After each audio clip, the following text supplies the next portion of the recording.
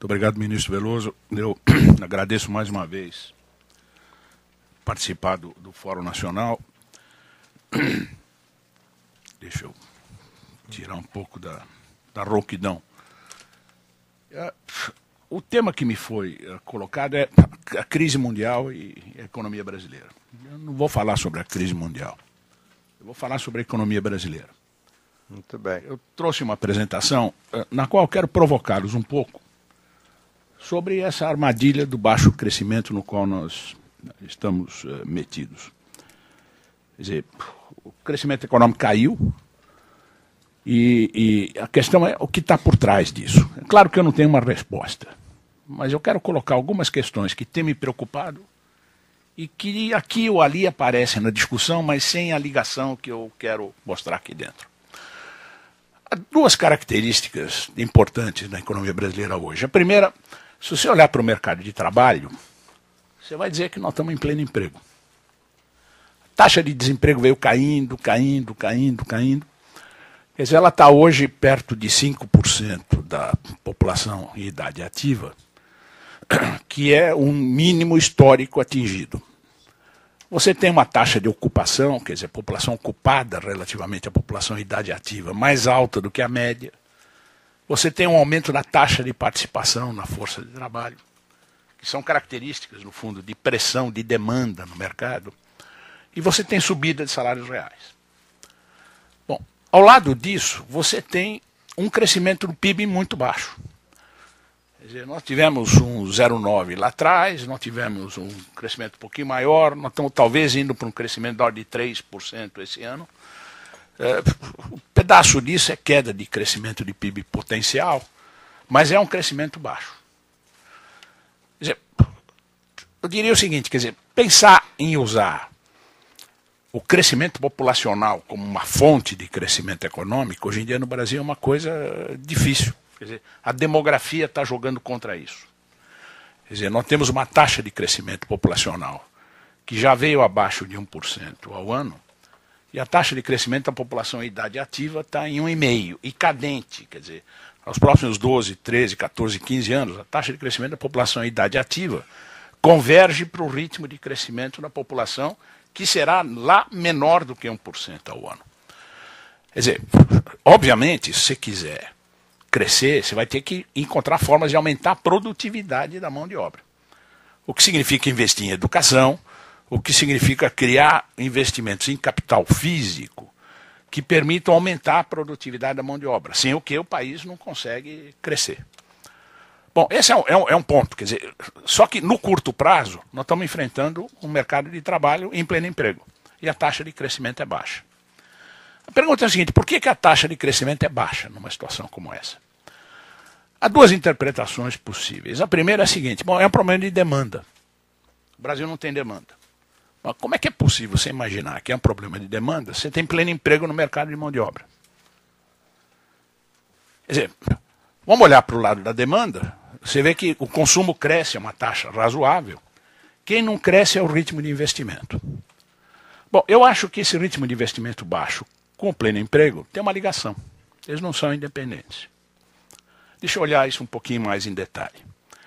Quer dizer, o Brasil é um país estranho. Nós temos uma economia que tem um setor de serviços.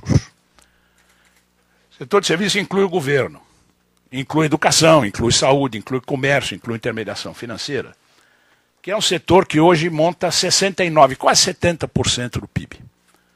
E você tem uma indústria que é 25% do PIB. O setor de serviços é grande no PIB e no mercado de mão de obra.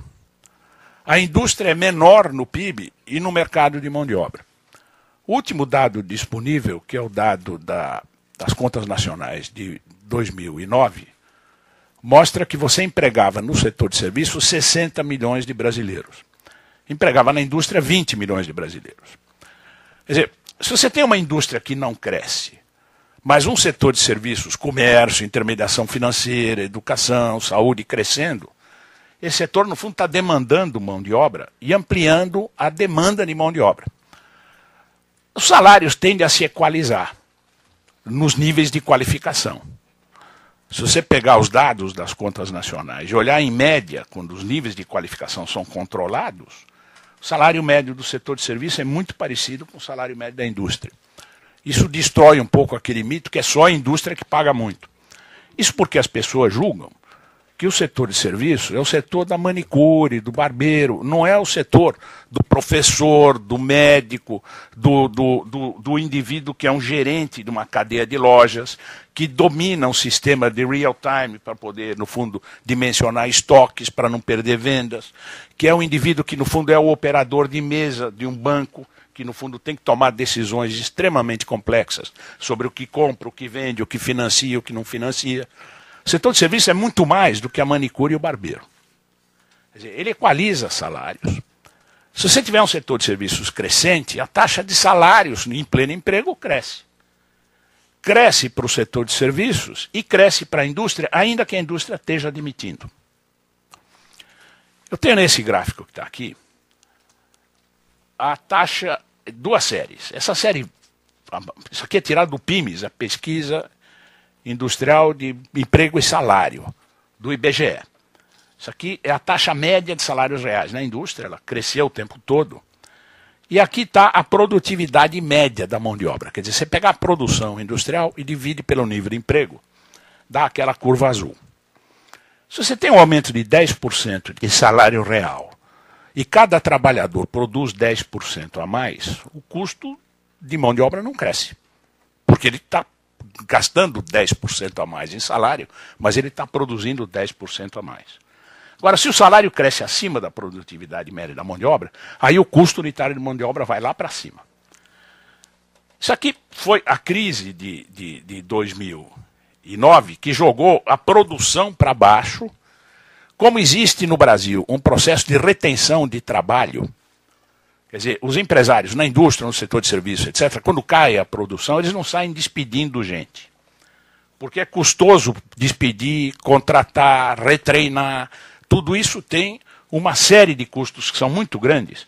Quando cai a produção industrial, quando cai a produção do setor de serviços, você reduz horas trabalhadas, você faz com que cada indivíduo trabalhe menos intensivamente, mas você não despede. Esse é o processo de retenção de trabalho.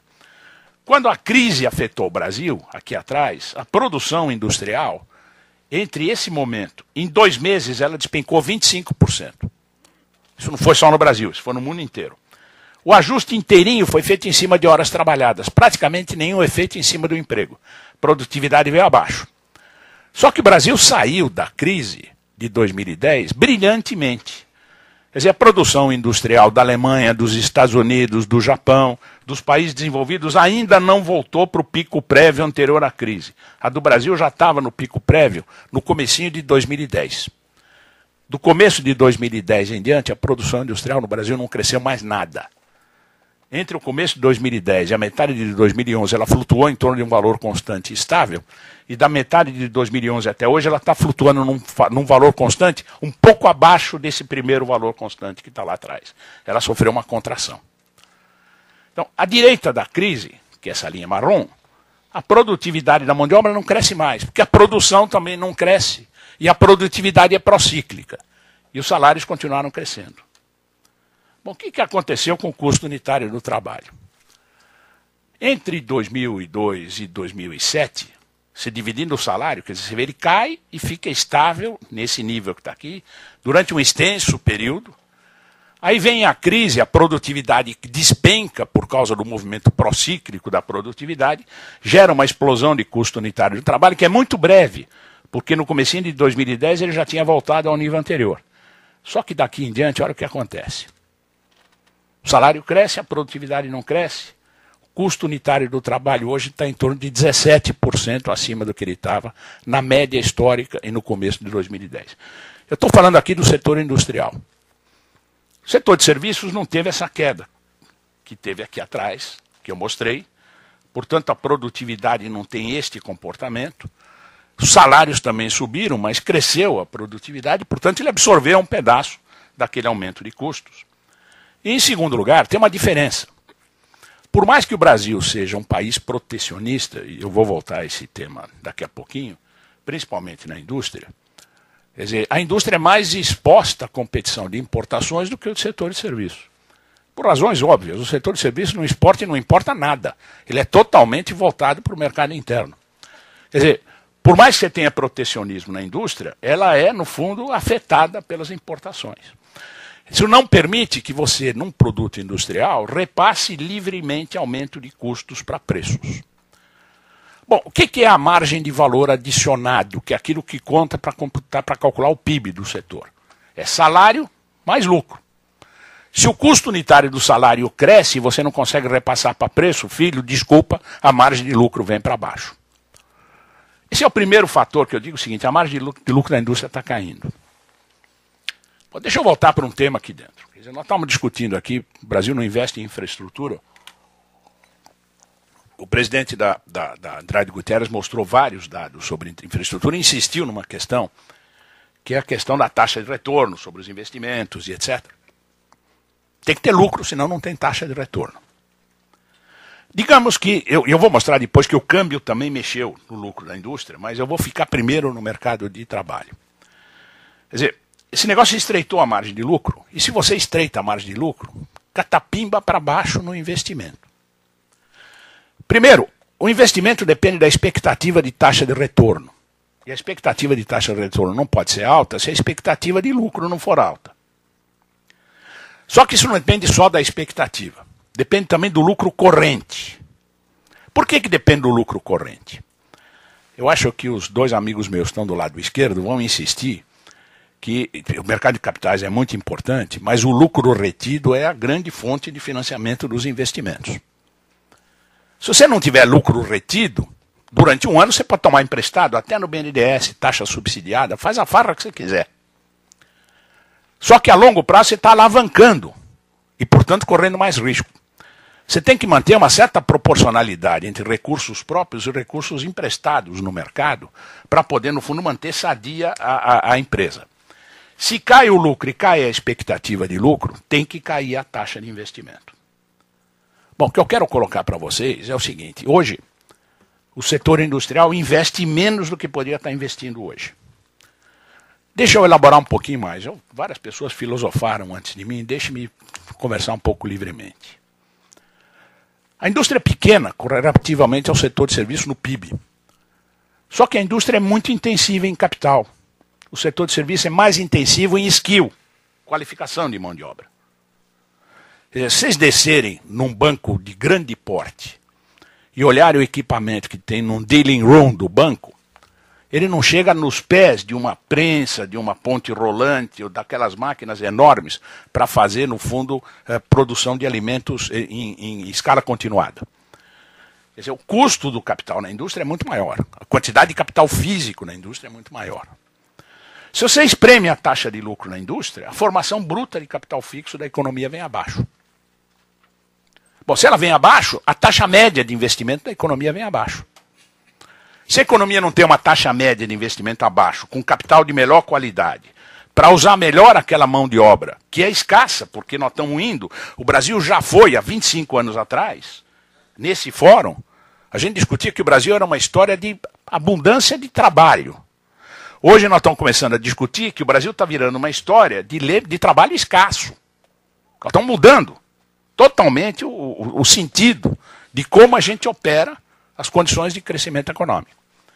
A gente tem que ter capital de melhor qualidade, capital humano de melhor qualidade para aumentar a produtividade da mão de obra. Sem o que não vai ter crescimento econômico, mas nem aqui, nem na China. Bom, eu estimei, eu tenho o trabalho, está aí por escrito para vocês, a gente estima e consegue mostrar que as flutuações do nível de utilização de capacidade instalada, a partir deste ponto que está aqui, que é o começo, onde começa essa historinha que eu estou contando, isso aqui não se deve à crise mundial, de jeito nenhum. A taxa de juros, que pode explicar uma melhora nessa utilização, caiu no período, portanto ela tinha que ter gerado um aumento. Quem gerou a contração foi exatamente esta subida do custo unitário do trabalho que vocês estão vendo aqui. Bom, diante de um fator como esse, você tem um primeiro fator dizendo o seguinte, a margem de lucro foi para baixo. Agora tem um segundo fator que se chama câmbio. Eu hesito em entrar nesse tipo de discussão, porque esse tipo de discussão, em geral, vira emocional. Tem um cara que xinga o outro, acha que ele é louco, etc. Mas deixa eu olhar com a frieza que é possível olhar. Eu coloquei aqui uma série longa da taxa real de câmbio no Brasil. Ela não é nem o câmbio com relação ao dólar, em termos reais, deflacionado pelo índice de preço interno, nem o câmbio com relação ao euro. Ele é o câmbio com relação à cesta de moedas dos nossos principais parceiros de comércio. Nós já tivemos períodos de grande valorização do real. Eu me lembro de brigas aqui neste conselho, neste fórum, sobre quão valorizado estava o câmbio aqui atrás, que era a primeira fase do Plano Real, quando nós usamos a âncora cambial. Eu me lembro de discussões enormes aqui dentro na transição do FHC para o Lula, quando a fuga de capitais provocou essa super depreciação que está aqui dentro. São casos extremos. E eu botei aqui uma média, só para pôr a média do período, que cruza o câmbio real mais ou menos na média do período que ele estava em 2005, 2006. Você teve várias razões para a valorização do câmbio no Brasil. Se você pegar esse último período aqui, bom, o Brasil tinha uma macroeconomia capenga. Nós tínhamos dívida pública não sustentável, ela crescia continuamente. Nós não tínhamos reservas internacionais, nós tínhamos uma inflação enorme, o Brasil não tinha meta para superávit primário, não tinha meta para inflação, ele não tinha o tripé, ele tinha uma macroeconomia desordenada. Isso aqui foi sendo arrumado. Primeiro, o Fernando Henrique fez isso. Segundo, o Lula I continuou fazendo isso, com o Pallotti, com o Meirelles no Banco Central. Eles continuaram, no fundo, seguindo aquela ligação ao tripé para manter a estabilidade macroeconômica. Bom, isso aqui atraiu capitais. No que atraiu capitais, valorizou o real. Teve uma segunda força que entrou aqui dentro. A partir de 2002, o mundo conheceu uma explosão de preços internacionais de commodities que fez com que a gente ganhasse relações de troca de uma forma inusitada. Quer dizer, foi um negócio que foi uma bonança externa que proporcionou a possibilidade de você consumir muito mais aqui dentro do que em outras circunstâncias, sem ter um déficit explosivo na conta corrente. Mas, evidentemente, essa valorização do real, em parte, foi devida a isso. Aqui no final, depois de 2010, no entanto, tem políticas monetárias não convencionais nos países industrializados, principalmente Estados Unidos, o Federal Reserve, aquele easing quantitativo, que provocou um fluxo de capitais maior e evidente que nós tivemos uma segunda valorização do real. Se a gente tivesse parado aqui no começo de 2011, o câmbio real estaria tão valorizado quanto ele estava aqui atrás no primeiro período do Fernando Henrique. Depois, houveram intervenções, uma mudança de regime cambial, que eu vou me referir num instante. O câmbio está aqui agora. Se eu comparar isso com relação à média, ele está 15% abaixo da média. Bom, se ele está 15% abaixo da média, ele estreitou um pouco mais a margem da indústria. Então você tem duas compressões. Você tem uma compressão que vem do pleno emprego no mercado de mão de obra, que gera aquele aumento do custo unitário do trabalho medido em reais. Mas se eu tivesse feito um segundo approach, não olhado para o câmbio real como eu olhei, e olhasse para o custo unitário do trabalho medido em dólares, computando o efeito da valorização do real, ele possivelmente seria um dos mais caros do mundo. Ele cresceu demais e estreitou a margem. Não estreitou tanto a margem de lucro do setor de serviços. Claramente não estreitou da agricultura, tanto, embora ela também tenha sofrido o efeito da valorização do real, porque a agricultura se beneficiou do ganho de relação de troca. O preço de commodities tirou boa parte da diferença. O setor de serviços, bom, ele trabalha com bens que a gente chama de não tradables. Ele não exporta e não importa. A taxa de câmbio não afeta o seu preço. Claro que tem um limite de repassar aumento de custo para preço, que é qual é o tamanho da elasticidade de preço da sua demanda. Quer dizer, isso ele se defendeu. O setor industrial menos. Você vai ter um pouco de paciência que eu vou terminar. Eu vou tirar uma parte final. Mas eu quero terminar essa aqui, por favor. Senão você manda me prender e aí eu saio. Eu quero ficar em cima de um ponto crítico, que é a maneira como nós tentamos resolver isso. maneira como nós tentamos resolver foi mudar o regime cambial a partir de maio desse ano. Na verdade, essa mudança começou em 2011. Em 2011, o governo começou a aumentar controle sobre ingresso de capitais. IOF sobre entrada de renda fixa, compulsório sobre posição vendida de câmbio de bancos, etc. E convenceu o Banco Central a entrar comprando mais pesadamente no mercado à vista e no mercado futuro. Bom, mudou o regime cambial, o câmbio não é mais flutuante, ele está fixo aqui no 2,205, por aqui. Quando isso foi feito com o objetivo de repor a margem de lucro da indústria. Esse foi o objetivo. Só que é o seguinte, o que interessa para repor a margem de lucro para a indústria não é câmbio nominal, é câmbio real. E câmbio real costuma ser, no livro de teoria econômica que eu estudei, um preço relativo. No numerador desse preço relativo está o preço dos bens tradables. E no denominador disso está o preço dos bens não tradables, qual o mais importante é o salário. Câmbio real, em última instância, é a relação câmbio-salário.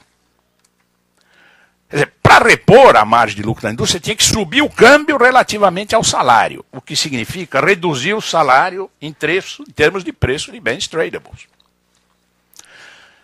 Se você quiser fazer isso, você tem que produzir a depreciação do câmbio nominal ao lado de uma grande austeridade fiscal e monetária. Mais fiscal do que monetária. Porque se for mais monetária do que fiscal, ele atrai mais capitais e, no fundo, vai contra o teu objetivo. A gente teria que ir para déficits, superávites primários maiores, não menores. Ao ir para isto, com o superávit primário lá embaixo e com a taxa de juros mais baixa do que a neutra, nós jogamos a inflação para cima. E estamos amarrados no problema de inflação agora e não resolvemos o problema da indústria. Tem, desculpem, um profundo erro de diagnóstico ou uma ignorância crassa de teoria econômica e de evidência empírica dentro do governo que tomou essa decisão. Eu não quero me esticar muito isso. Eu diria o seguinte, você teria que, no fundo, não é fazer só isso. Porque na hora que ele não conseguiu fazer, ele começou a aumentar. Pega 100 produtos e sobe a tarifa. Segundo, tem produto que o empresário vai lá e reclama que está sofrendo uma competição maior, não pode subir a tarifa porque tem a OMC, cria um preço de referência e mete a tarifa em cima do preço de referência. Ou seja, subiu a tarifa. O Rock inventou esse preço de referência lá atrás para combater dumping, quando ele estava... Era só dumping. Você nunca usou com essa intenção. Bom, aparece uma competição qualquer de um produto. Ah, faz o seguinte, tira o IPI do doméstico e não tira o IPI do importado. Subiu tarifa. Nós geramos uma poluição que está gerando uma estrutura caótica de proteção tarifária. Quer dizer, eu me lembro o seguinte, quando eu comecei a trabalhar, e o Veloso estava ainda lá no IPEA, ele levou lá dentro, quando era secretário executivo do IPEA, Prisca Zeras, antes de pensar em ser ministro, talvez ele já pensasse, mas não era. Ele pegou o Malan e o Joe Bergsman para fazer um estudo patrocinado, e o Peter Knight está aí, você também é velho e lembra disso, que foi o primeiro estudo de proteção efetiva no Brasil, começou no fundo a mexer, que foi a primeira reforma que o Campos e o Bulhões fizeram. Nós estamos virando isso de cabeça para baixo. Nós estamos gerando uma estrutura caótica de proteção efetiva, aonde vale mais quem você conhece em Brasília do que o que você conhece para melhorar a tua produtividade. Nós estamos criando uma sociedade extrativista, na visão do Daron Acemoglu, de troca de favores, sem objetivo de política econômica que, no fundo, faça o país crescer. O PIB, o superávit primário, bom, eu fiz aqui uma continha, peguei o superávit primário, tirei as manobras contábeis do... Eu não sei se eu devia falar o nome, mas... do Arnaldo Agostinho. Tirei as manobras e calculei o superávit primário sem manobras, que é esse azul. Isto é o que aconteceu durante a crise de 2010, que se justificava a política fiscal expansionista, que lá atrás o desemprego estava em 8% e a produção industrial tinha caído 20%. Nós estamos exatamente no mesmo superávit primário e tendendo a baixar mais. Nós estamos indo para uma política fiscal mais expansionista do que durante a crise. Para tentar acertar esse problema, ela tinha que ser contracionista, ela não podia ser expansionista. Bom, do jeito que está, não vai colocar a indústria em condição de lucratividade. Não consegue aumentar a taxa de investimento. Só para encerrar, não acho que isso explica toda a taxa de investimento baixa. É só olhar aquela exposição que foi feita pelo representante da Odebrecht, da Andrade Gutierrez, sobre o estado da infraestrutura e o que isso representa de custos adicionais sobre qualquer tipo de atividade econômica, inclusive aquela fila na frente do porto, na frente da minha casa lá da praia. Quer dizer, isso tudo te mostra, no fundo, quanto nós estamos gastando a mais. Se a gente, no fundo, tivesse uma atitude um pouco diferente com relação ao setor privado, aceitasse o lucro e não levasse o lucro numa visão brisolista de que isso é um pecado para a sociedade, e fosse possível ter taxa de retorno alta, fosse para cima de investimentos que, no fundo, permitissem a infraestrutura melhorar, e fizesse um ajuste de preço relativo na indústria, eu acho que nós estaremos começando a dar um passo. Agora, esse é um passo que o retorno vem a longo prazo, muitos anos depois. No curto prazo, você colhe um enfraquecimento do mercado de mão de obra, queda de salário real, politicamente o prestígio do governo cai, há uma incompatibilidade aqui entre o objetivo político e o objetivo econômico. No fim da história, o que vale é o objetivo político e não vale o objetivo econômico. Consequentemente, desculpa a indústria, mas ela vai continuar sofrendo e o Brasil vai continuar crescendo pouco.